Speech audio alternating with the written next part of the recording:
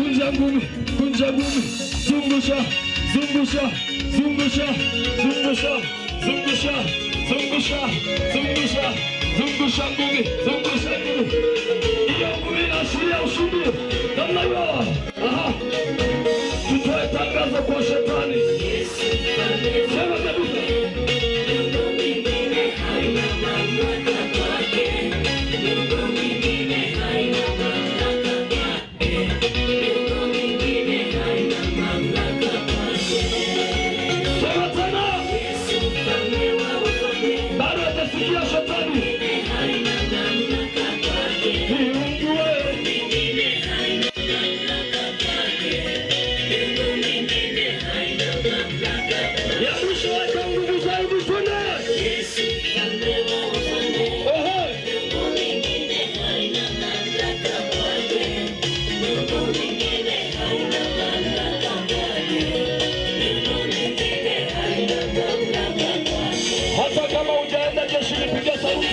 Anatawala, anatawala, anatawala, Yesu.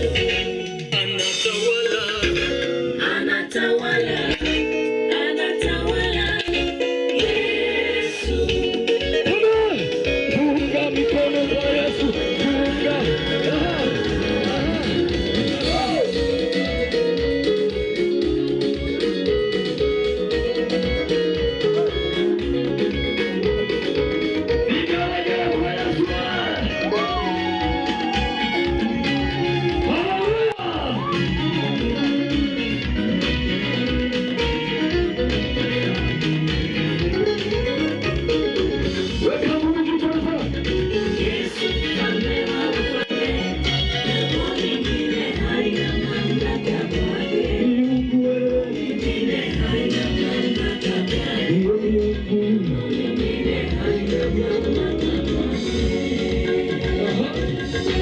Anatawala, anatawala, anatawala, Yesu. Anatawala, anatawala, anatawala, Yesu.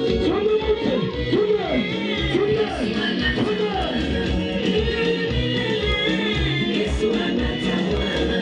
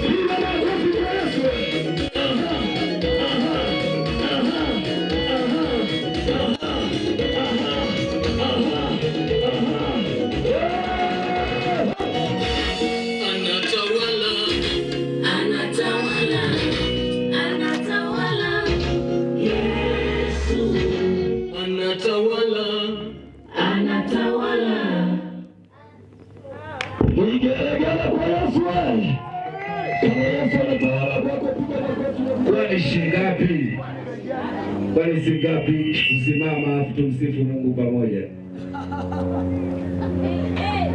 Kwani shingapi wewe kununua DVD yangu ya video ya nyimbo 10 ukabarikiwe na Bwana? Mwambie mwenzako kwani shingapi?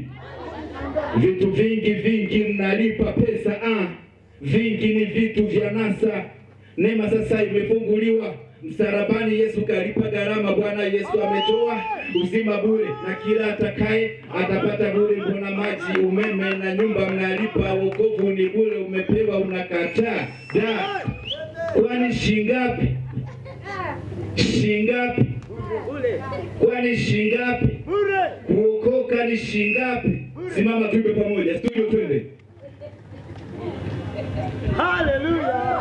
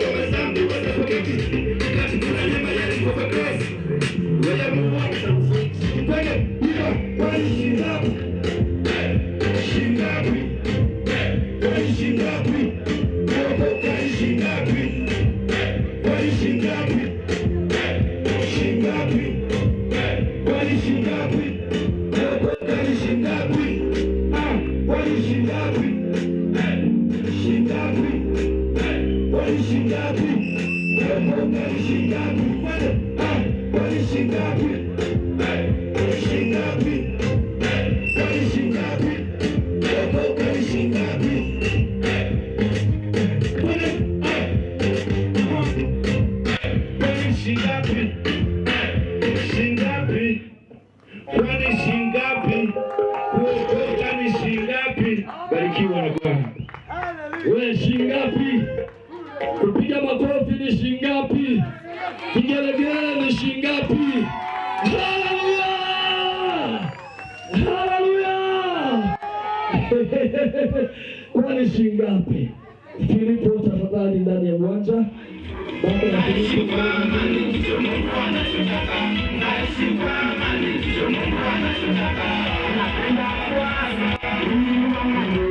napenda kusema kuhusu Mandoa, napenda kusema kuhusu wa Mandoa. Msisikilize maneno ya majirani, msisikilize maneno ya majirani. Kanye kodoro, zenge mmayo, kanye kodoro, zenge mmayo. Mama simkai kuyo, mama nele awato, mama simkai kuyo, baba nele awato. Sile kazikia, ukawa madara. wasije kawasikia ikawa madharau. Pende mke wako, pende mke wako, mshughuliane kwenu madhaifu, mkaishi kwa amani, ndicho Mungu anachotaka, mkaishi kwa amani, ndicho Mungu anachotaka.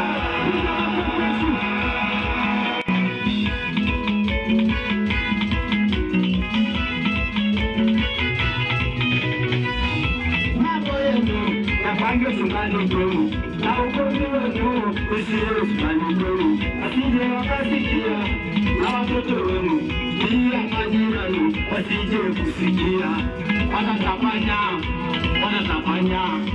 na wamekana vibaya mbele ya jamii, wamekana vibaya mbele ya jamii. Pende mume wako, pende mke wako, mshughuliane kwenu madhaifu, mkaishi kwa amani, ndicho Mungu anachotaka, mkaishi kwa amani, ndicho Mungu anachotaka.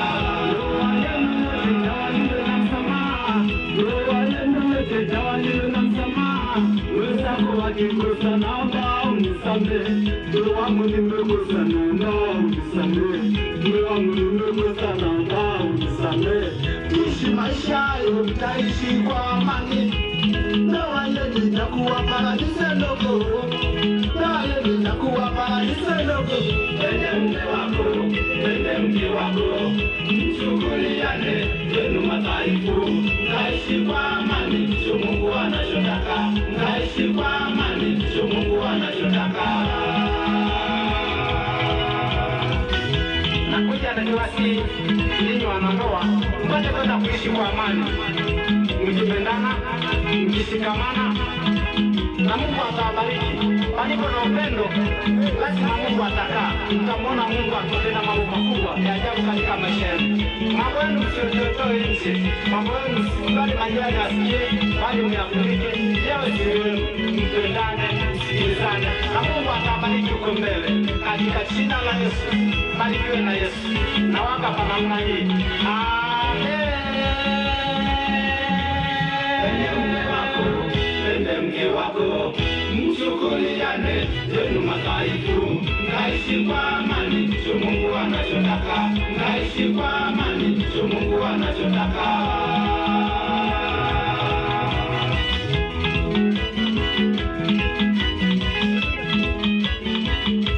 Piga makofi na kumshangilia Yesu.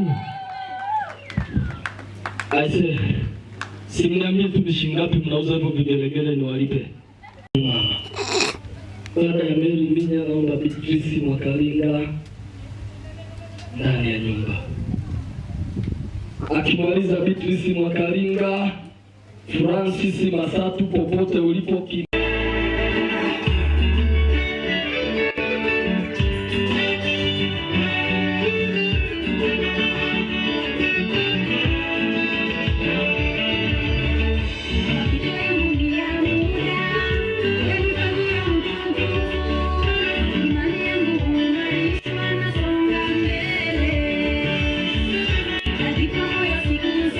Mungu wangu ni mwema, ahadi zake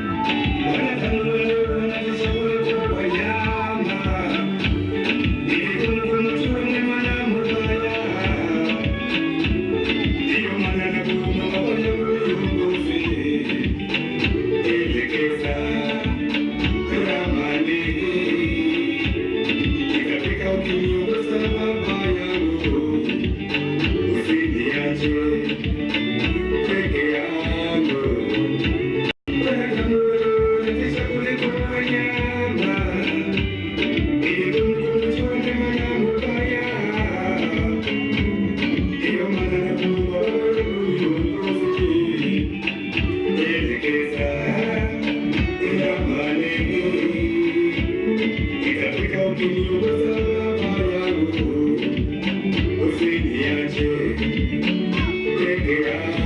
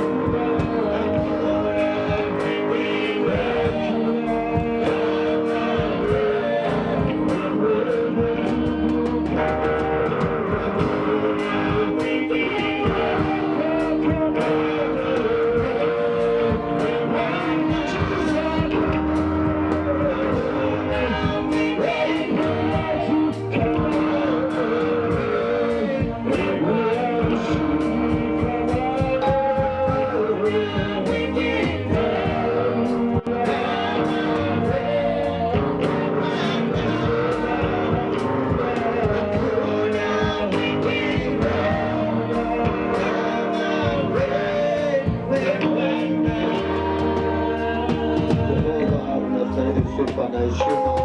Mimi ndiyo nalitukuzwa jina lako. Asante kwa ajili ya muda huu na saa nyingine hii ambao umeifanya, mfalme wa amani. Nalibariki jina lako na kulitukuza, maana ni Mungu mkuu. Tunajiachilia ndani ya uwepo na nguvu zako katika jina la Yesu Kristo wa Nazareti.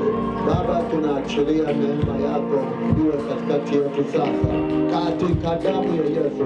Mahali popote sauti inapofika, Bwana, ninaachilia ukombozi wako, na wale ambao Mungu wako njiani, Baba, ninaachilia wepesi pia katika jina la Yesu Kristo.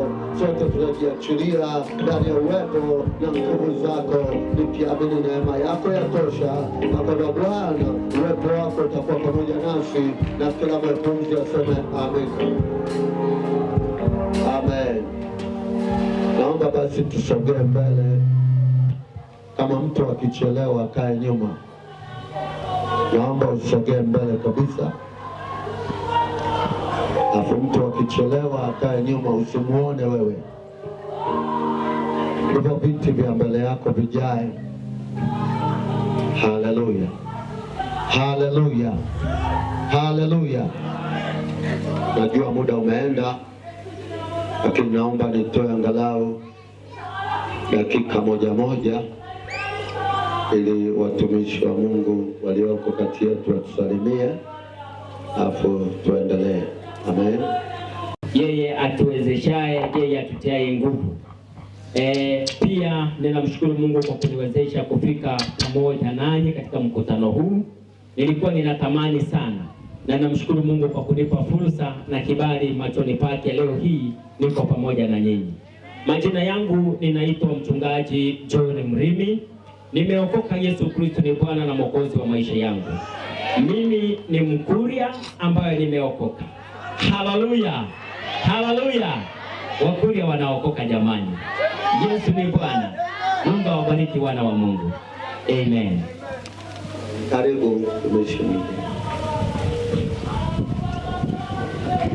Haleluya, haleluya. Mpe mkono jirani yako, mwambie Yesu yupo hapa. Amen. Mimi kwa majina yangu ni Andrea Edwin Coven. Ni muha niliyeokoka. Haleluya. Sisi kwetu kule watu tunajua kucheza hata tiha. Shima shimilimana shimilimana yawe Bwana shimili. Haleluya, haleluya. Basi mimi namshukuru Mungu kwa mara ya kwanza kabisa toka nazaliwa ndo nakanyaga mahali hapa. Nahisi uwepo wa Bwana, nina amani na furaha. Ni mchungaji wa kanisa la EAGT, niko Bomasiala tu hapa.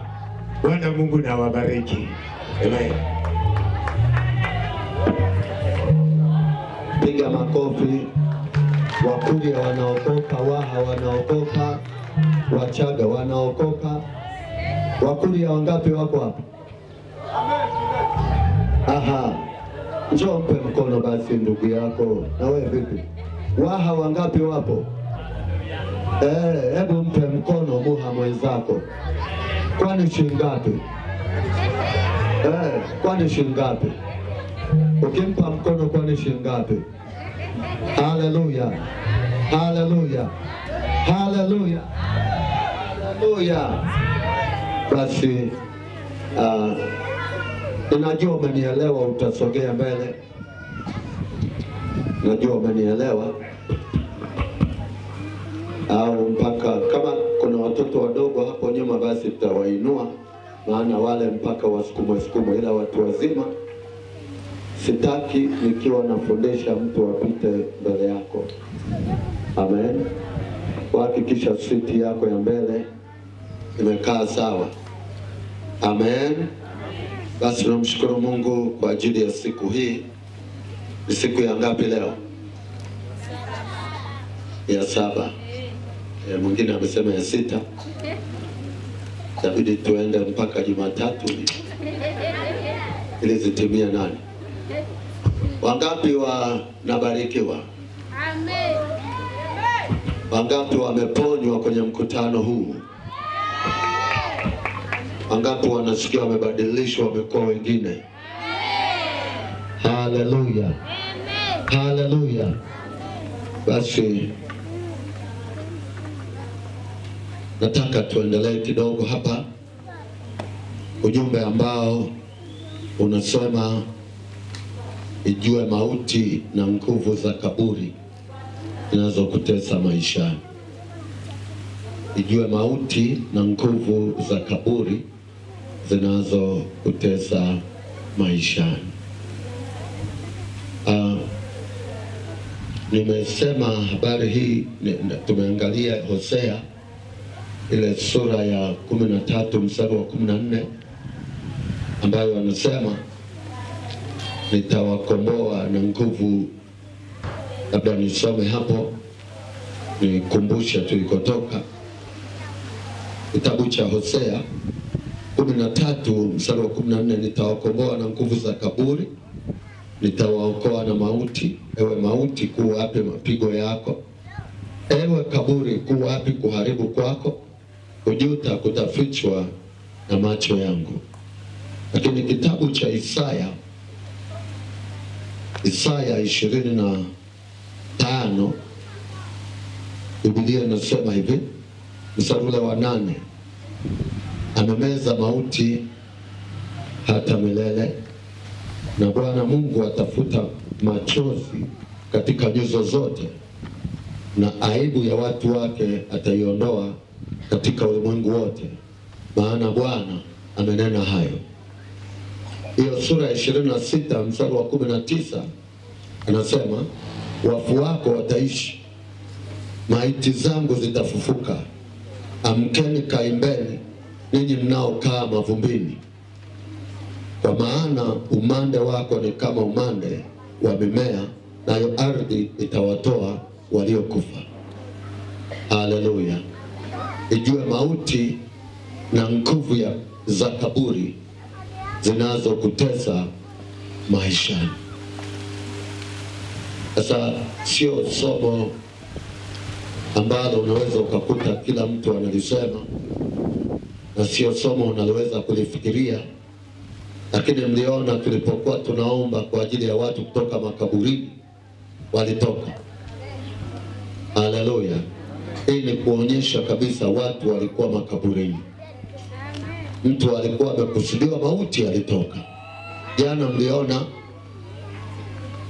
wale wajana walioonekana na nguvu za mauti, kama mmefika, hebu njooni hapa. Wale wawili niliwaombea mara ya mwisho jana. Kama umefika, naomba usimame mahali ulipo. Kama yuko mwingine, walikuwa wawili, njoo hapa, njoo. Yule mwingine, haleluya. Nataka kuambia ilikuwaje, kwa sababu mimi sikujua alichokuwa nakutana nacho, ila Mungu aliniambia. Kwa hiyo naomba nimpe nafasi. Karibu tuambie Yesu amefanya nini kwako. Naomba msetie maiki. Yes. Bwana Yesu asifiwe. Jana nilipokuwa nakuja kanisani niliolewa kugoma na pikipiki, lakini nilipokuwa nakuja ndio mkuti tena alirudi akaniambiaje, wewe dada una bahati sana, nilikuwa nataka nikugonga afu nikuoe. Baadaye nilisoma sana nikamwangalia, baadaye nikaendelea kuja kanisani mara nilikuwa naona. Ulipokuja kanisani nini kikatokea? Nilipokuja kanisani niliombea sana hapa, baadaye nikawa nimedondoka hapa, lakini ninamshukuru Mungu hadi sasa hivi tena naendelea vizuri. Piga makofi kwa Yesu. Haleluya. Niliona huyu na yule mwingine, sijajua yuko wapi, pengine atakuja, lakini niliona ndege zinakuja kuwachukua. Na nikiwa hapa, Mungu akaniambia hawa roho za mauti zimetumwa. Na ndio maana nikawaita wale unaokumbuka, nikawaita. Na walipofika hapa, yule mmoja alikuwa na mapepo mengi sana, kwa alikuwa yamemhesabia kufa. lakini Mungu ni mwema, aonaye na anayetuokoa. Mauti imemezwa hata milele, hakuna mauti tena. Labda nikuulize, ulikuwa umeokoka?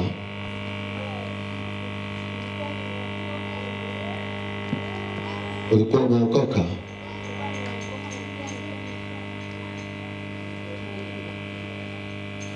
Ulikuwa umeokoka? Haleluya. Yes.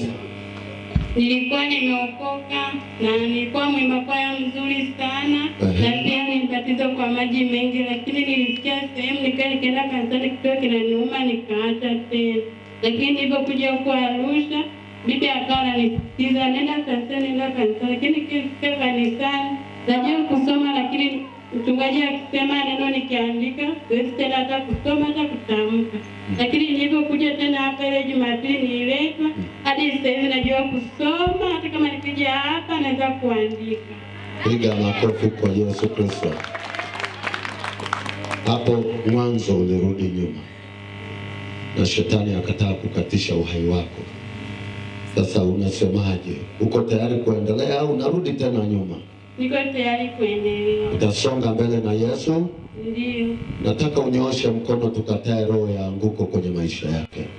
Katika jina la Yesu Kristo wa Nazareti, ile roho ya anguko inayokunyemelea, hiyo roho ya anguko inayokufanya usisonge mbele, ninaikemea kwa jina la Yesu ikuachilie katika damu ya Yesu Kristo. Nami natamka kukufungua sasa kwa jina la Yesu. Roho ya anguko ikuache na ufunguliwe kuanzia sasa na upate maendeleo, usonge mbele. Mauti ya kiroho isitajwe kwako katika jina la Baba, Mwana na Roho Mtakatifu. Kila mwepumzi aseme amina kubwa. Kama kuna mtu mwingine ulipona kwenye mkutano, naomba uje hapa angalau mmoja, tupate ushuhuda mmoja, alafu niweze kuendelea. Bwana Yesu asifiwe. Haya, sasa tumekuwa na ili somo ambalo linahusu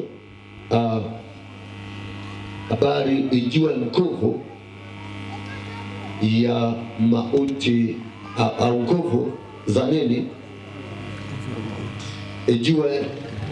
Ijue mauti na nguvu za kaburi zinazokutesa maishani. Kabla sijaendelea kwenye sehemu ya leo ambayo ni fupi sana, Bwana Yesu asifiwe. Haleluya. Niseme naweza nikafika huko mbele, maana Roho Mtakatifu akianza kuchemka hapa, tukaanza huduma, tunaweza tukafika huko mbele, tusiambizane haya. Hapa nyuma hili jukwaa ni kanisa na tunakuwa na ibada mbili. Ibada ya kwanza inaanza saa 1 mpaka saa 3. Ibada ya pili inaanza saa 4 mpaka saa 6:30. Ratiba yetu ilivyokaa kila Jumapili, na kesho ndivyo ilivyo, lakini kesho itaongezeka ya 3 ambayo tutamalizia mkutano kwa kishindo. Haleluya. Haleluya. Kwa hiyo wewe uliokoka, wewe ambaye unataka kuja pia, basi ukija tu kesho unaingia moja kwa moja hapa. Haleluya. Haleluya. Sasa nilikuonyesha mambo fulani kwenye mauti, na nikakwambia kuna nguvu za mauti ambazo zimeshika maisha ya watu. Nikakwambia Mungu alipoumba mtu, alimuumba mtu akampulizia pumzi puani, na yule mtu akawa nafsi hai. Alipomfanya hai, maana yake ni hai, maana yake hakuna mauti kwake. Haleluya.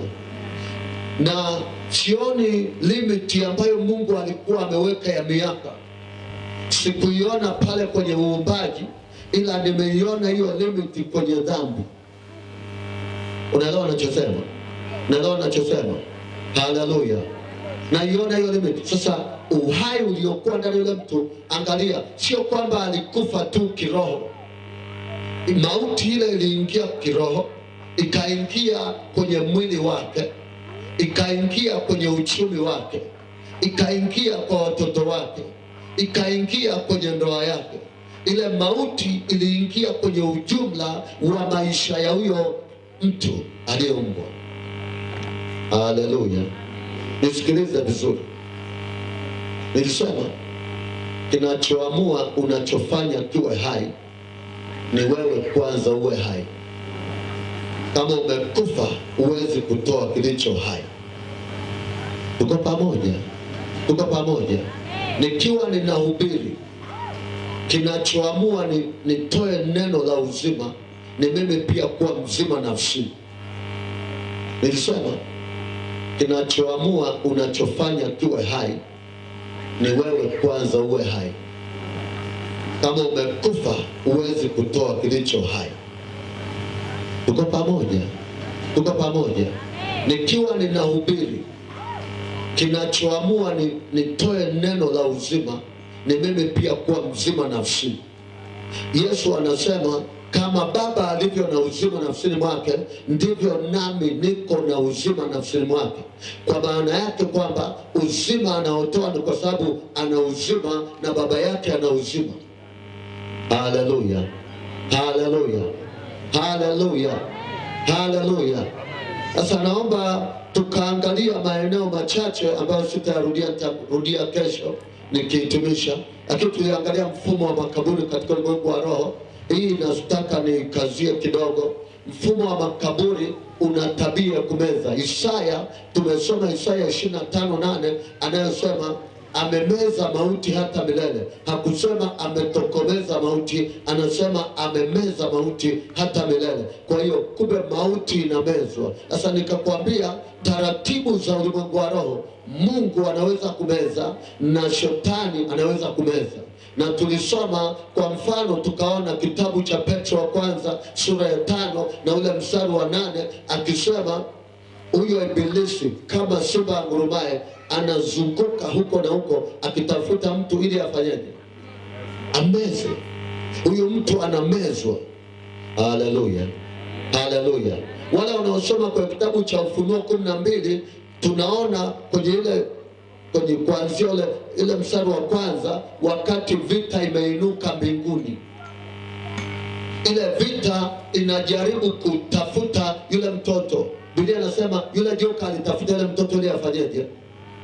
Ameze. Tuko pamoja? Maana yake tafsiri ya Yesu kumezwa ni tafsiri ya huduma yako kumezwa. Sikiliza, kila mtu ana kitu Mungu amemuumbia. Kila mtu. Kama sio mchungaji ni mwinjilisti. Kama sio mwinjilisti basi wewe umepewa fedha ili uwabariki wengine, uwe na ile huduma ya kukirimu. Unaelewa ninachosema? Kama sio hivyo basi wewe ni mtume. Sasa kuna watu ambao wanatumika lakini huduma zilishamezwa. Ngoja niseme ufunuo mwingine. Nataka niseme, nakumbuka mtu mmoja alidondosha chuma cha shoka kwenye maji. Baada ya kudondosha, maandiko yanasema akawa anahangaika kwa sababu alikiazima. Na hicho ndicho kinachompa pesa. Maana yake sio ule mpino unampa, ila ni hicho chuma ndio kinapasua kuni. Alikuwa anapasua, anapata pesa ya kula, kimedondoka. Akamtafuta mtumishi wa Mungu Elisha, akimuomba ili kwamba akikomboe, akitoe kile chuma. Sikiliza vizuri, kuna watu wanatumika lakini wamebaki na mpini. Vile vyuma viko majini. Yajua kama umenielewa? Haleluya. Sasa kama unatembea na mpini, mpini haufanyi chochote, ila ukiwa na hicho chuma utapata fedha. Si kama naeleweka? Sikiliza, ndani ya huduma tuzifanyazo, acha niongee kidogo kiuchumi leo. Sijapata nafasi ya kuongea, niongee.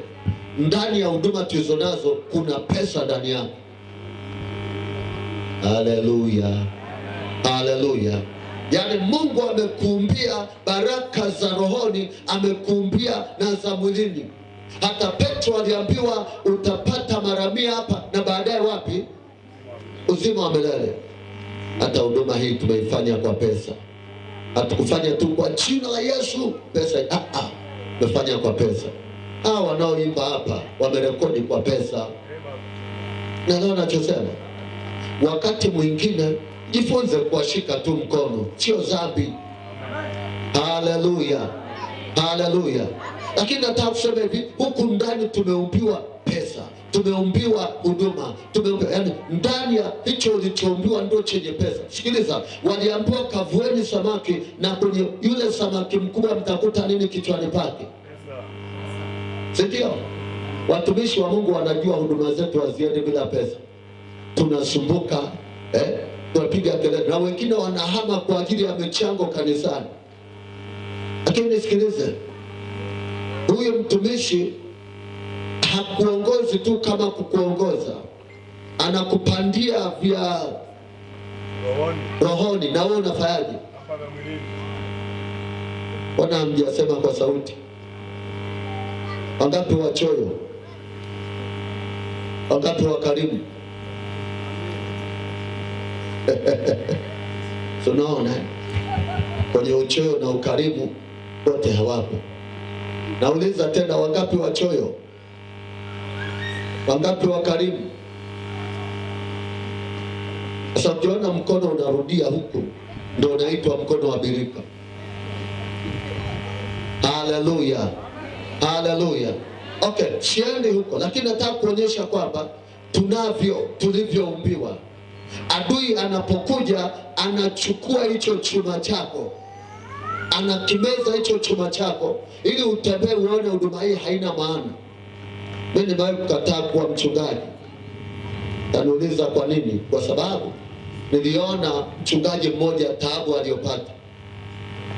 Nikasema, Mungu, hii hali ya uchungaji wa mateso na kutukanwa, si kama naeleweka. Sema kuna kitu kiliathiri hapa nyuma ambacho sasa hivi nashukuru Mungu kwa ajili ya watumishi. Sasa kuna kitu kimefunuliwa. Tuliambiwa ukiwa na pesa uende mbinguni, si ndio? Heri ngamia kupenya kwenye tundu la sindano kuliko tajiri kuingia wapi? Ufalme wa Mungu.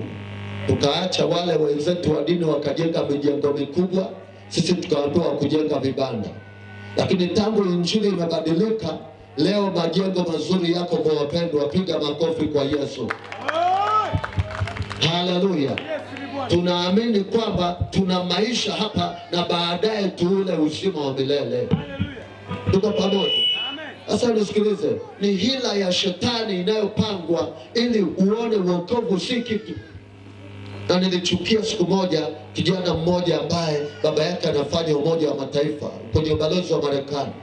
Ile kijana aliniambia kitu ambacho sijui kama wewe unajisikiaje mtu akikwambia neno ambalo sio. Alisema hivi,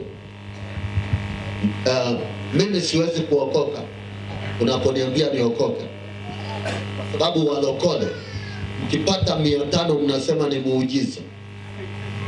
Lakini sisi, mimi kwa siku natumia 10,000 sio muujiza. Hata 20,000 kwangu sio muujiza, nikitaka tu naitumia. Lakini ninyi 500 muujiza. Na nikamsikiliza, nikamuelewa. Sema mchungaji alimuelewa. Unaelewa nachosema? Amen. Kwa maneno mengine alitaka kumaanisha kwamba waliookoka ni maskini. Nani alisema Yesu wetu ni maskini? Yupo. Sasa sikiliza, mimi nimekuja moja kwa moja kushughulikia huyo aliyemeza hicho ambacho Mungu alikuumbia cha utajiri wako. Naelewa nachosema? Ngoja nikuonyeshe. Tangu awali Mungu anakomboa Israeli, anawatoa nchi ya utumwa ili awapeleke wapi jamani? Nchi ya Kanaani ilikuwa ya utumwa, ya umaskini. Ilikuwa imejaa nini? Tena nawaambia, mtakapokuwa na nyumba nzuri, mifugo itakapoongezeka, si ndio? Anawatahadharisha kwa sababu anajua kuna utajiri ameuandalia. Hebu jiulize wewe mwenyewe, piga kifua chako, hebu sema, mimi utajiri wangu uko wapi? Mimi utajiri wangu uko wapi? Kama nimetolewa kwenda Kanaani, utajiri wangu uko wapi? Unaelewa nachosema? Bwana Yesu asifiwe. Hatuwezi kukaliwa na makafiri wanakaa gorofani wanatuangalia kwa chini wakati tumekaa kwenye mbavu za mbwa. Mimi nimesema hapana. Yesu wetu ni yote katika yote. Tutaokoka na pesa tutakuwa nazo na mbinguni tutaenda kwa ushindi. Haleluya. Haleluya. Kama unafikiri vipi, nenda pale mjini, angalia zile gorofa pale juu wanakaa kina nani. Na wajua ndio amekaa huko. Afu tumekaa wapi? Sijajua kama umenielewa. Mimi hakuna maombi ambayo huwa anafanyaka magumu hata Mungu anayajua kama kwenye eneo la uchumi. Nasema huyu mtu ambaye hamjui Mungu kabisa kabisa, na tunasema Yesu ametukomboa kwenye laana. Afu huyu mtu kesho ananisema mwanzo nilikuwa naenda kuomba mchango kwa wale watu. Mwisho nikasema hapana. Mtu ashurutishwe. Leo nachosema. Maana unaenda wanakutukana, wanakusema. Naomba Mungu sasa ageuze kipande. Sikiliza, wale Wahiti na Waamori wataanguka ili watu wa Mungu waonekane tena. Mungu anaenda kurudisha heshima mtu wa Mungu. Haijalishi kwamba ni washirikina wamekaa mtaani na wamejaribu kutupiga ili watu wasipende huduma. Tunataka huko kwa Yesu watu wavutwe kwanza kwa injili ya nguvu ya wokovu, lakini wakija pia wakute tuna pesa. Ona kama useme amen, unafikiri nahubiri kipagani hapa? Haleluya. Haleluya. Mimi kabla Yesu hajarudi nitakuwa na uwanja wa ndege na ndege zangu. Kwani shilingi ngapi? Sasa hivi ndio imebaki tu. Yaani sasa hivi ndio imepungua kama moja. Haleluya. Haleluya. Wewe kama uamini inawezekana. Okay, nyakati zilizopita nilikuwa nakwambia kwenye mkutano hapa. Nyinyi wengine mnakumbuka. Nikasema hivi, wakati huo sina hata baiskeli. Wale waliokuwa kwa mikutano wanajua.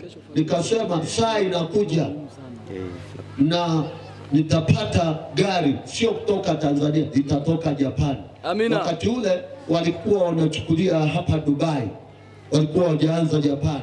Kwa hiyo sikujua hata kwa nini niliongea Japan, lakini ashukuriwe Mungu kwamba nimeletewa gari kutoka Japani, kilomita 9,000 mpya kabisa. Tairi zake nilitembelea miaka 2 ndio nikabadilisha. Kwani shilingi ngapi? Nikakabidhiwa funguo nikaendesha. Ndio kama zako mwambie kwani shilingi ngapi? Haleluya. Haleluya. Haleluya. Kuna wakati nilikuwa natamka, sikiliza, watoto wangu nawapenda pia kwa imani yao. Walikuwa wanasema baba tunakuombea, nikiwafanyia kitu kidogo, basi baba tunakuombea upate pesa utupeleke shule ya gari. Na wakiona gari wanalilia, wadogo tu. Na mimi nikawaambia wanangu tuendelee tu.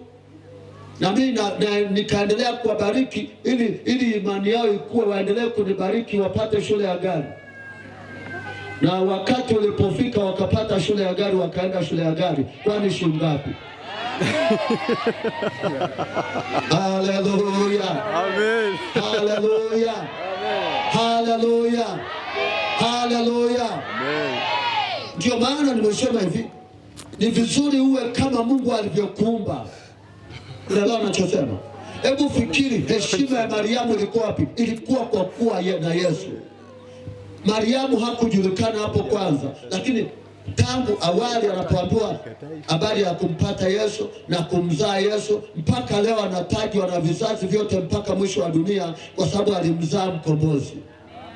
Nisikilize, hata ningeondoka duniani leo, sikiliza, Shirima atatajwa tu kwa sababu ameacha makanisa. Unaelewa ninachosema? Yaani sitasahaulika. Sitakuwa unasema sijui. kwamba aliwahi kuhudhuria na mkutano fulani.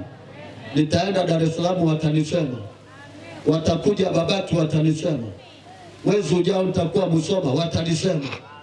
Kwani shilingi ngapi? Haleluya, haleluya, haleluya, haleluya. Tuko pamoja.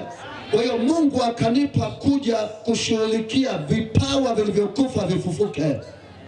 Kwa sababu kuna watu wengine wamedandia vingine sio vya kwao, kwa sababu shetani alishaua vya kwao. Sasa unapodandia kingine unakuwa umevaa koti oversize. Leo natamka cha kwako kifufuke, ili utembee kwenye cha kwako, na ile pesa iliyo ndani yako upate, baraka yako upate. Na nimekataa walokole kutukanwa. Ninasema hivi, waliokutukana watakuja kuomba pesa. Haleluya. Waliokuwa wanakuringia na magari yao utawapa lifti. Sema yana ni kama ni sawa, lakini sisemi hiyo kwa kila mtu, mpaka uwe mwana wa Mungu. Mwana ndiye mrithi. Sawa sawa. Sio kafikiri ni yale ya mchepuko na yaongelea. Sio ya mchepuko. Mwambie mwenzako hakuna shortcut hapa. Tuko pamoja. Sio ya mchepuko. Eti dada nimekupenda, unapewa kalifti hapo njiani. Huo ni ukimwi unanunua. Tunataka utajiri ununue tena na haki pia. Yaani sikiliza, hakuna utajiri ambao ni utajiri kama Yesu hayuko ndani yako. Kweli. Biblia inasema tunarithi pamoja na nani? Na Kristo. Maana yake lazima urithi pamoja na Yesu. Ndio maana waliambiwa waende na Mungu nchi ile, wakae na Mungu humo, sio waende wenyewe. Ukiona mtu amefanikiwa hata kama ana magari ana manini, hana Yesu, huyo ana mauti tu, amebeba makaburi. Najuaga nikiongea kwenye dhambi mnanyoa kama pilito. Kazi hapo baba. Haleluya. Amen. Haleluya. Amen. Naomba ufungue kitabu cha Isaya 26 mstari wa 19, nianzie hapo. Isaya 19:26 inaongea habari ya mtu kuwa mavumbini. Habari hii ya mavumbini tutaongea jambo hapa la msingi sana. Isaya 26:19 Biblia yangu inasema hivi: wafu wako wataishi, maiti zangu zitafufuka. Amkeni kaimbeni ninyi mnaokaa mavumbini, kwa maana umande wako ni kama umande wa mimea, nayo ardhi itawatoa waliokufa. Haleluya. Amen. Nataka tuone tafsiri. Nimemwona mtumishi wa Mungu Mashauri aje moja kwa moja huku. Mtumishi wa Mungu, naomba mumsogeze. Nimemwona kwa mbali kama Yesu alipomwona Nathaniel. Haleluya. Huyu ni mwenyekiti wangu kwenye mtandao wa wachungaji. Haleluya. Haleluya. Naomba mumlete kabisa. Haleluya. Tuko pamoja. Isaya hii tunayosoma anasema maiti zangu. Haongei habari ya maiti watu walioko makaburi unayoona kama hayo. Sijajua kama umenielewa. Kuna wakati alisema mna jina la kuwa hai, lakini ndani mmefanyaje? Mmekufa. Alafu baada ya kumaliza anasema amkeni kaimbeni ninyi mliokaa mavumbini. Nataka nikuambie kidogo, unaweza kaandika tafsiri ya kuwa mavumbini. Ni nini maana ya kuwa mavumbini kibiblia? Alafu leo tuondoke mavumbini. Sema amina. Haleluya. Haleluya. Kitabu kile cha Isaya 52 naomba pia ukisome. Isaya 52, alafu nitaongea maana ya kuwa mavumbini. Isaya 52 mstari wa kwanza anasema, Amka, amka, jivike nguvu zako, e Sayuni, jivike mavazi yako mazuri, e Yerusalemu, mji mtakatifu. Kwa maana tokea sasa hata ingia ndani yako asiyetahiriwa wala aliye najisi. Jikung'ute mavumbi, sema jikung'ute mavumbi, uondoke uketi, e Yerusalemu, jifungulie vifungo vya shingo yako, e binti uliyefungwa. Kwa hiyo huyu mtu anaambiwa amka. Naomba nizungumze hii kuamka uielewe. Nataka kuielewa. Amka hii sio amka ya kawaida. Amka hii inamaanisha fufuka. Ngoja nirudie. Amka hii haimaanishi amka kitandani. Kama ingekuwa ni kuamka kitandani, ungeamka tu na mambo yakawa sawa. Amka hii inaashiria watu wafufuke kutoka kwenye mauti iliyokaa kwenye huduma, kutoka kwenye mauti iliyokaa kwa wanakwaya, kutoka kwenye mauti iliyokaa kwa waimbaji binafsi, kutoka kwenye mauti iliyokaa kwa watumishi, kutoka kwenye mauti iliyokaa kwa makanisa. Anasema amka. Sikiliza kitabu cha Efeso 5:14 utaelewa neno hili. Efeso 5:14 anasema hivi, hivyo usema amka wewe usinziaye, sema usinziaye, ufufuke katika wafu na Kristo atakuangaza. Kwa hiyo huyu mtu asipofufuka hata uona mwangaza wa Yesu. Kila anachokifanya yuko gizani, ila akifufuka atauona mwangaza wa Yesu. Kaangalia vizuri mtu kabla hajaokoka, maisha anayokuwa nayo. Mwingine amejichukia kabisa, hajipendi tena, mambo yake hayaendi. Lakini anapozama kwa Yesu, akapata injili yenye kubadilisha, anabadilishwa kutoka ndani mpaka nje. Maana yake anatolewa kwenye umauti. Unajua chanzo cha mauti ni dhambi. Mlikuwa wafu kwa sababu ya makosa yenu, ndio Efeso 2:1 inavyosema. Sasa anafufuliwa, analetwa kwenye uhai, anakuwa hai. Na sababu ya kusema utafufuka ninayo, na nia ninayo, na uwezo upo. Haleluya, hiyo sababu ninayo. Unafikiri ni ipi? Adamu wa kwanza ni nafsi iliyo hai, Adamu wa pili ni roho yenye kuuisha. Kwa hiyo kama Yesu ni roho yenye kuuisha, lazima ufufuke kwa neno la Bwana. Yaliyokufa ndani lazima yafufuke. Haleluya, haleluya, haleluya. Sasa umeona neno hili kuamka ni kufufuka. Hebu mgeukie mwenzako mwambie unahitaji kufufuka. Umewahi kujiuliza, ukiacha maiti hapa siku 2 ukailaza hapa siku 2-3, nini kitatokea?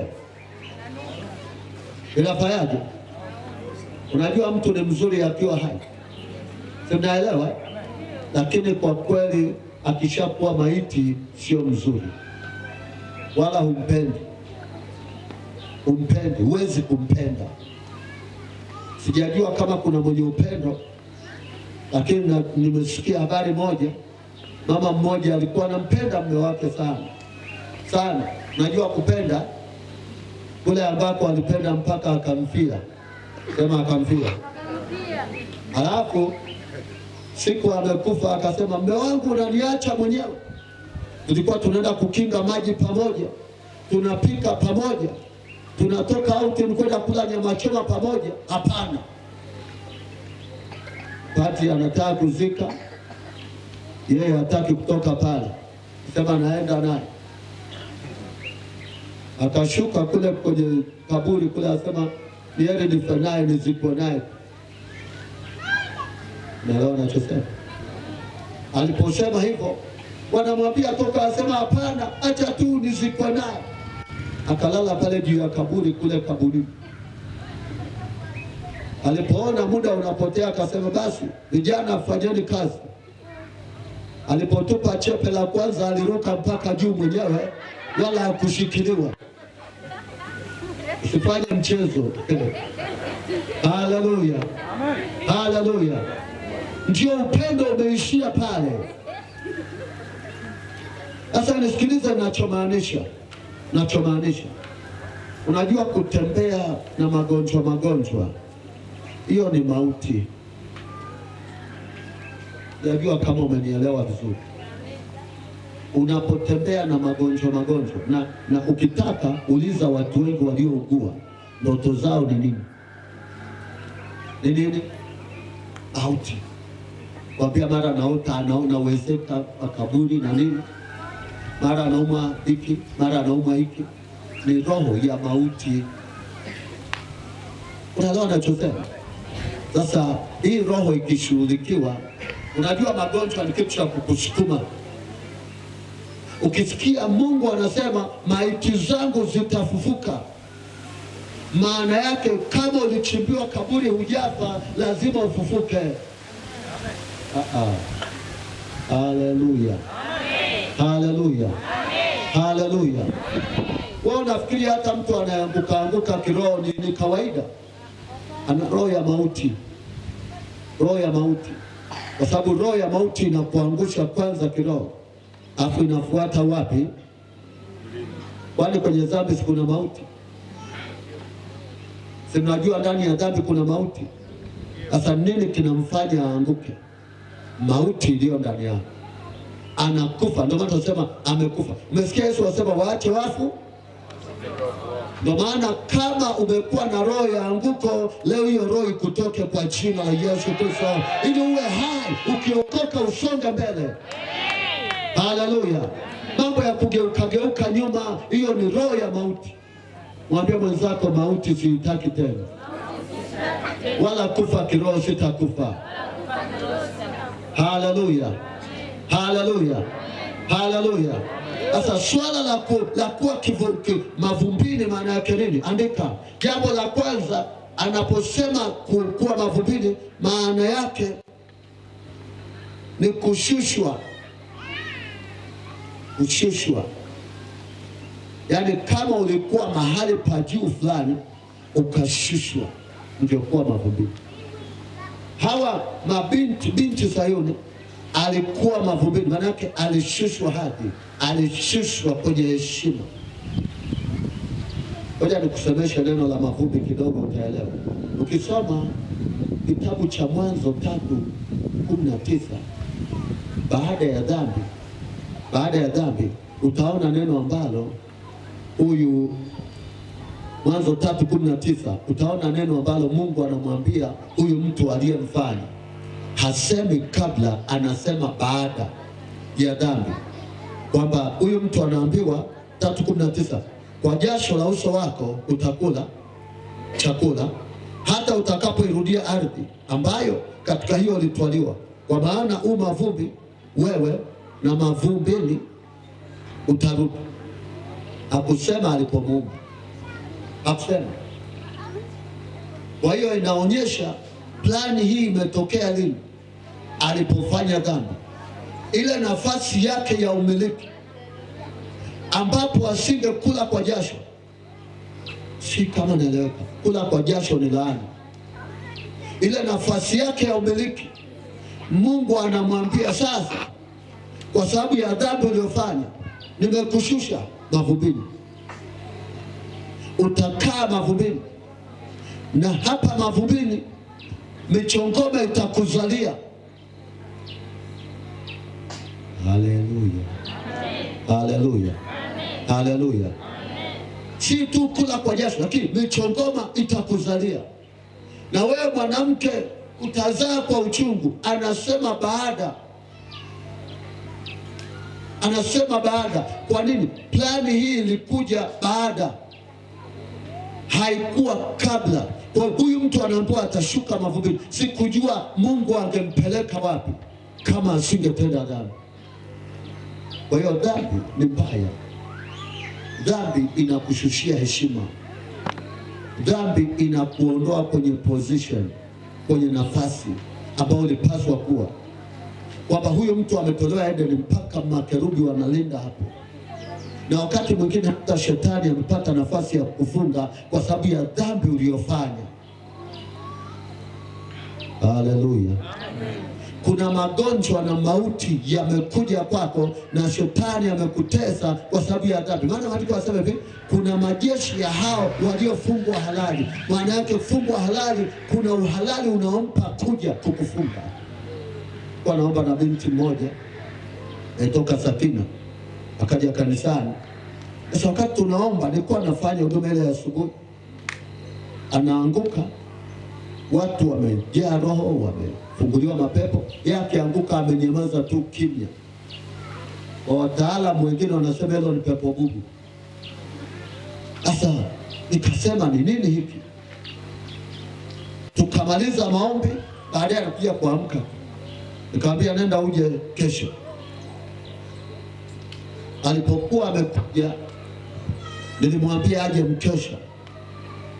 Alipokuja ili tuingie mkesha aondoke asubuhi, Mungu akaniambia mwambie amuulize kwa nini aliharibu mimba na hakukuambia.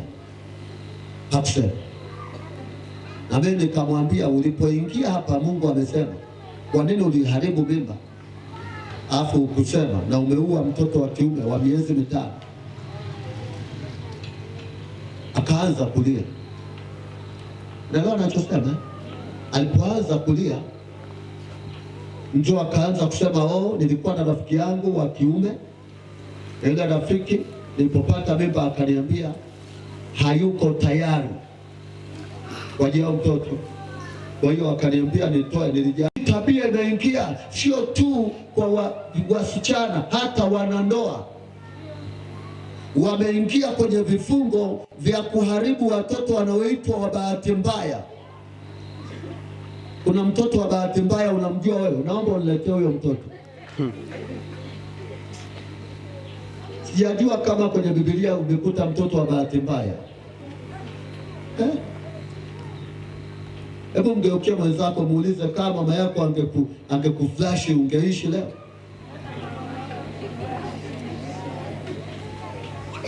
Mimi kuzaliwa kwangu, mama yangu alikaa karibia miaka 5 ndo akapata mtoto wa kwanza, na mimi nikazaliwa wa pili, na mwingine akazaliwa wa 3 akakata. Hakutumia dawa ya kuzuia, hakuharibu mimba. Lakini leo nasikitisha, hata wasichana ambao hawajaolewa wanakinga. Unakinga nini? Hello? Alafu kesho ukishaolewa hamna mtoto, unakuja kutusumbua watumishi. Wakati unawazuia hukumshirikisha mtumishi. Maji ya kizidi unga unamshirikisha mtumishi. Hata ukinichukia nitasema. Kwani nakula kwako?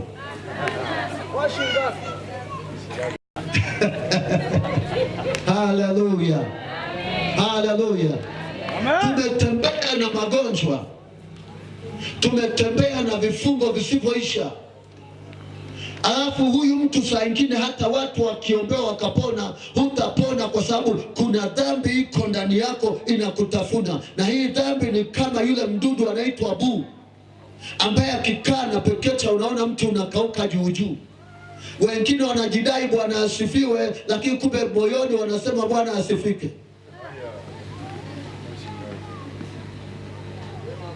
Kuna tofauti ya Bwana asifike na Bwana asifiwe. Na ndio maana mimi nikikuta mtu anasema Bwana asiwe, namwambia asiwe nani? Salimia vizuri, Bwana Yesu asifiwe. Una haraka gani? Yesu ni Bwana. Hebu mgeukie mwenzako uweze, kwani shilingi ngapi kusema Bwana Yesu asifiwe? Haleluya. Amen. Haleluya. Yesu ni Bwana. Unakuta nyumba nyingine bwana anayejua mtoto ni wa nani ni mama. Sema baba. Hebu mgeukie huyo mama muulize, hawa watoto ni wa nani?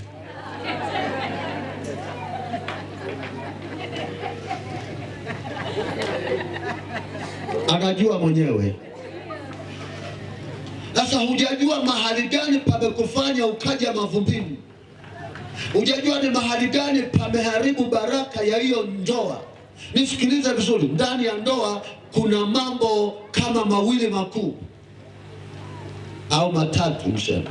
Jambo la kwanza, tumepewa kumiliki na kutawala. Maana yake huko ndani tuna utumishi na utawala ndani yake.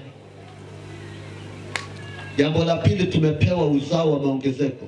Swala la maongezeko sio tukazae mazezeta. Ndio nachosema. Sio tuzae mauti. Najua kuna matumbo yanazaa mauti. Halo. Sio tuzae vitu vinavyokufa, tuzae vilivyo hai, kwa sababu sisi tu hai. Haleluya. Sasa umepewa umiliki. Umewekewa mbegu ndani yako inaitwa maongezeko, ambayo hata miti hii imewekewa mbegu. Biblia inasema aliumba hiyo miti akaiwekea na mbegu.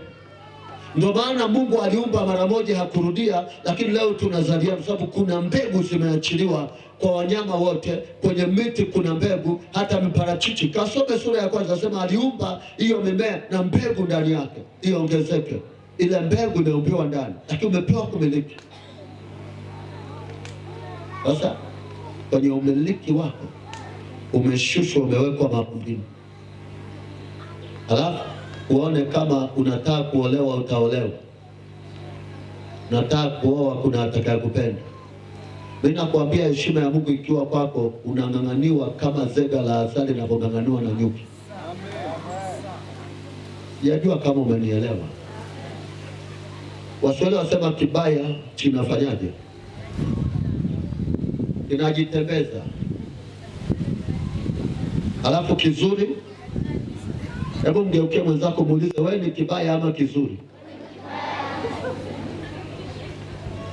Siku hizi kuna yale ya kutafuta wachumba mpaka inbox, nataka wakunioa. Wewe ni kibaya wewe.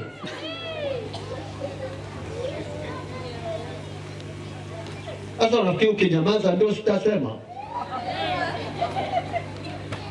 Umeenda kuvua nguo, umeacha mapaja yako kule, umeweka na vitovu nje, si mnavaa vitopu nini, mnaweka vitopu teni sio nini. Afu unasema natafuta wa kunioa. Utapata wenye ukimwi na utakufa. Nirudie Yesu, kwa Yesu wapo. Walio fresh, achana na wa mtandao. Unapopoteza heshima, unapokuwa mavumbini, ndio unafanya vitu vya vituko, unaenda kujiweka uchi huko, maana yake umepoteza thamani. Leo kwa Yesu kuna thamani. Njoo kwa Yesu urudishe thamani yako. Haleluya. Okay, andika nimalize. Bwana Yesu asifiwe. Haleluya. Tafsiri nyingine ya kukaa mavumbini au ya kushushwa mavumbini ni kufukarishwa. Yaani mtu alifukarishwa, maana yake alikuwa na vyote akafanywa kuwa si kitu. Najua neno Paulo anasema tunaonekana kama tu maskini lakini tu matajiri, alafu tumetajirisha nini? Wengi. Kwa sababu injili yao iliokoa watu, wakamjua Yesu, wakaondokana na mauti na magonjwa. Injili yao ilifanya watu wafanikiwe kiroho na kimwili, kwa wanao utajiri ambao watu wengine hawakuona. Lakini unapofukarishwa, una chochote kinachomfaa mhitaji. Ndio maana ya kukaa pia mavumbini. Nisikilize vizuri, ukiona mtu amepungukiwa chakula, ujue ndani yake kuna roho ya mauti, yuko mavumbini. Ukiona mtu amekatwa miaka yake ya kuishi, ujue yuko mavumbini. Ndio maana anasema amkeni ninyi mkao mavumbini mkaimbe.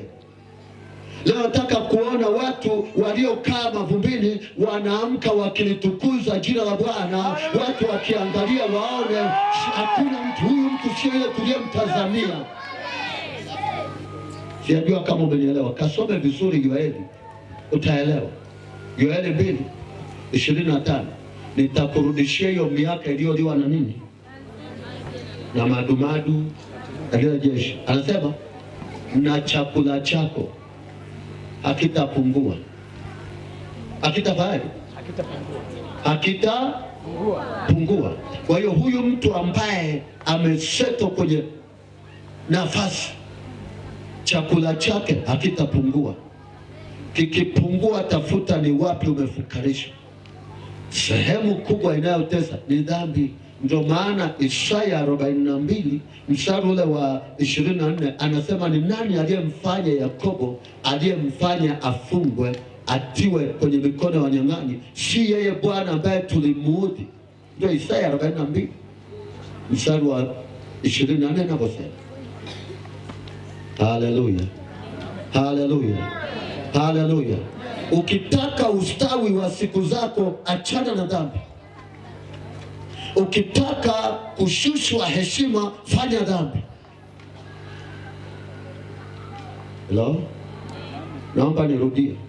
Kwenye mavumbi kunaambatana na jalala. Andika. Kwenye mavumbi kunaambatana kinaitwa jalala. Sema jalala. Kama hata kwenye ndoto yako, hata umeota uko kwenye majalala, maana yake ni mhitaji wa hali ya juu sana. Yaani unahitaji kutubu, hata kama ni kwa kufunga. Ondoka. Sikiliza. Samueli wa kwanza sura ya 2 mstari wa 8 anasema anamuinua mnyonge kutoka mavumbini, alafu na mhitaji kutoka jalalani. Kutoka jalalani maana yake kuna watu wanaishi maisha ya jalalani. Ukitaka kujua shida iliyoko maisha ya jalalani, ungekutana na mwana mpotevu alipokuwa jalalani na kula, angekuambia ni maisha gani aliishi. Alitamani kushibishwa na nguruwe. Kuna mtu akipita kwa jalala anatamani kuokota hata ule mkate mbovu, kwa sababu mahali alipo. Na ni nini? Katika roho uko wapi? Kuna jalala. Hello? Ndio maana ukishaamka Bwana, hutabaki tena mavumbini. Anasema maiti zitafufuka. Wangapi wanafufuka leo? Haleluya. Uwe hai. Uwe hai. Sikiliza. Sikiliza. Tumika vyovyote utumikavyo mwimbaji. Nitumike vyovyote nitumikavyo mtumishi wa Mungu. Watumike vote watumikavyo. Lakini cha kulinda ni uhai. Kwa sababu ndani ya uhai ndiko Mungu alipo. Na ndani ya uhai tunapata na bonus. Amina. Kwanza tuna uzima. Alafu Mungu anatubariki tu, hata kama watu hawatatubariki. Siku moja nilikuwa napita, ndugu mmoja akawa amekaa barabarani napita, nikampigia honi. Alafu nilikuwa nafungua kioo ile msagaa, anambia angalia usitugonge na sadaka zetu. Nikamwangalia. Haleluya. Lakini nisikilize, mimi sijawahi kukaa kuiwazia sadaka. Nimeona Mungu akifanya wakati napotumika bila kutegemea sadaka. Nimeona Mungu akiinua watu nisiowatazamia. Amen. Haleluya. Nimeletewa gari bila kuchangisha kanisa linunulie gari, kanisa likaona gari imekuja. Amen. Na leo anachosema, sio lazima kanisa linunulie, japo ni wajibu sawa, lakini wakati mwingine Mungu anaweza akafanya kwa namna yoyote. Amen. Kinachohitajika ni uhai. Haleluya. Kwenye huduma hii. Yes. Amen. Amen. Afu tukitumika. Haleluya. Si kwa nini nasema hivi? Lakini okay, Bwana Yesu asifiwe. Haleluya. Haleluya.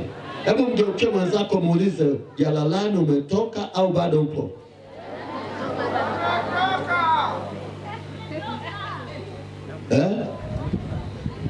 Na nini kitakachokutoa? Toba. Toba. Kwa sababu utaposoma Yoeli, ili hawa watu watoke kwenye huu uhitaji, watoke kwenye maisha, wanaambiwa rudini. Angalia kinachomshusha kwenye ardhi, kinachomshusha mavumbini Adamu nini? Anatolewa mahali pa juu, anashushwa chini mavumbini, kuwa mtu wa chini, dhambi. Kitakachomsaidia nini? Ni toba. Kama hajaipata leo, tuliookoka, tulio na Yesu, lazima tukubali kutubu. Tuache kuchanganywa. Kuna watu wengi sana wameokoka lakini wametapikwa, wamekuwa kichefuchefu. Maikula kitu chenye kichefuchefu ukatapikwa. Umekutapika kitu chenye kichefuchefu? Umetokea? Kuna watu wametapikwa kwa sababu yuko hapa ni mtakatifu kweli mbele ya watu, lakini huko kwingine anajua mwenyewe, anayoyatenda gizani anayajua. Na kwa sababu hiyo Mungu amekutapika, anasema utoke kwenye kinywa changu. Sasa kwa kuwa umetapikwa, hata ningeomba maombi, hata ina mate yakatoka, nikakuombea mpaka ukaota sugu kichwani, hutafunguliwa. Kwa sababu una mauti ambayo umeing'ang'ania. Na ndio sikia. Nisikie vizuri. Umeona leo? Angalia simu ya huyo mpendwa, mgeukie. Uliza simu yako na watumishi wangapi. Kutesa ni nini? Hujaelewa maana yake. Ukiona mtu anatangatanga hapa na pale, atulii kila mahali, yeye ni multipurpose, kwamba si tuhitaji. Ukishaona namna hiyo, yani ukimuuliza mchungaji wako nani, hajui hata mchungaji. Anamkwambia mimi kila mkutano. Mwimbaji mmoja nilikuwa naongea naye, nikamwambia ukija kwenye mkutano nataka utoke mahali, kusema mimi naenda popote, kila mahali napoenda na mchungaji wangu. Wewe si chokora sasa.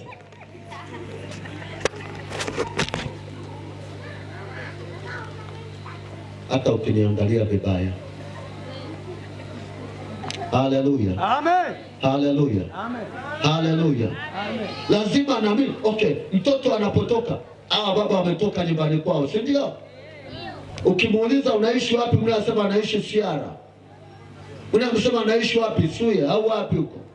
Na wewe kuna mahali umetoka, si una nyumbani? Kuna mtoto gani anatembea hana baba?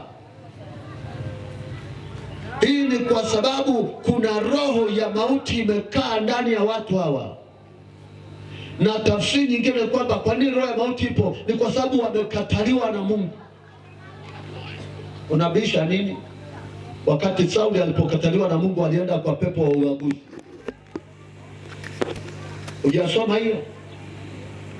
Mwanzo uone akitafuta pepo wa uaguzi. Sasa hiyo Mungu amegoma kusema kwa ndoto, kwa nabii. Kwa nini? Anaenda kwa mwaguzi, anajibadilisha mavazi. Ndio maana unaenda mahali wasema hata mchungaji asinione. Sikiliza, shughulikia hiyo roho, usikimbilie huko. Na kule hawakuhubiria habari ya kuacha dhambi, atakwambia panda mbegu, hata kufilisi bu. Afu mkishamalizika unakuja sura yake, mchungaji naomba nisamehe, nimeamua kurudi kundini. Unanieleza mambo yao manabii walikulia. Kwa nini? Nilikutuma uwe mwandishi wa habari. Na wengine mnaenda huko mnazini kabisa huko.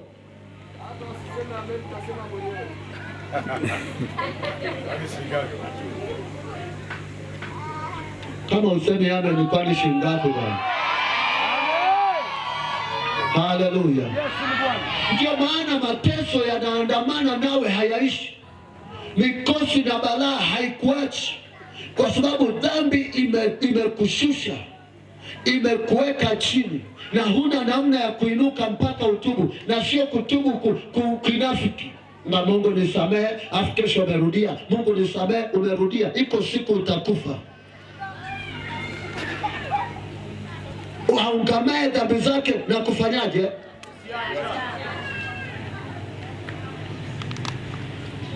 Naomba usimame.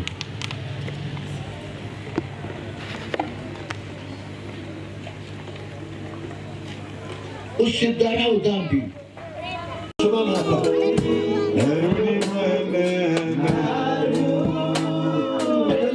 Endelea kuimba.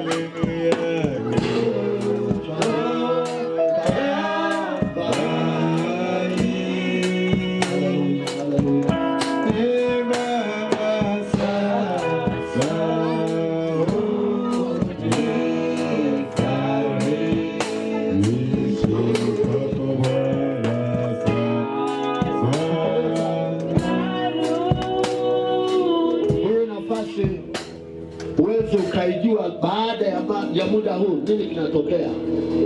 Kwa nini Mungu amekuleta wewe hapa leo? Kuna waliotamani kuwepo, hawapo. Kama una dhambi unazozijua, naomba mzee pale njoo.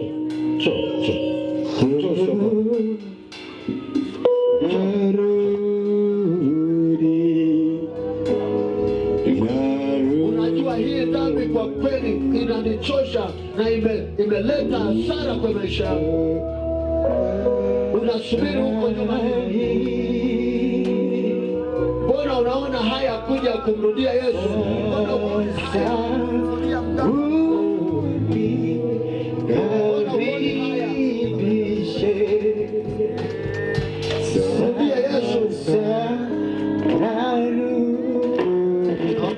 mikono. Nataka umaanishe kutoka ndani. Nikubali tena. Mimi mwenye dhambi Bwana.